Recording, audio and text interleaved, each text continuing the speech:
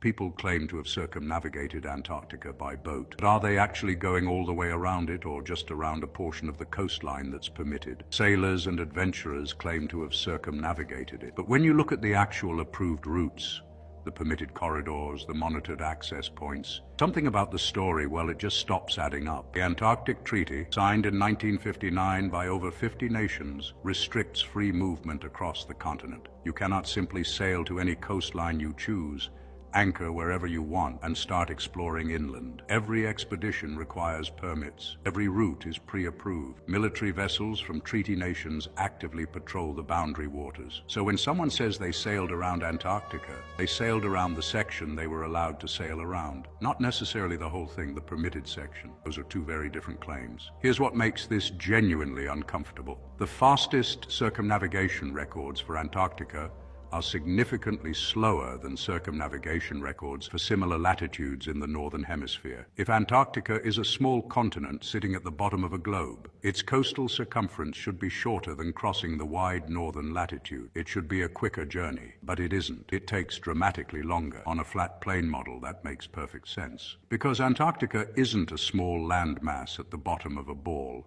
It's an outer boundary, vast, continuous, and far larger than any globe map suggests. Sailing around the permitted coastline of something that large would take exactly as long as the records show. The flat plane model places Antarctica as the outer rim, an encircling ice boundary that contains the known world inside it. What explorers have sailed is not a lap around a southern continent. It's a partial journey along a fraction of an enormous perimeter. The treaty doesn't protect a frozen wasteland. It controls access to the boundary of the entire system. Private pilots attempting to fly directly across Antarctica have been turned away or rerouted. Independent researchers who've tried to access non-tourist areas report military intervention without explanation. 50 nations protecting a patch of ice. No mineral rights claimed, no population to defend. What exactly requires that level of coordinated protection?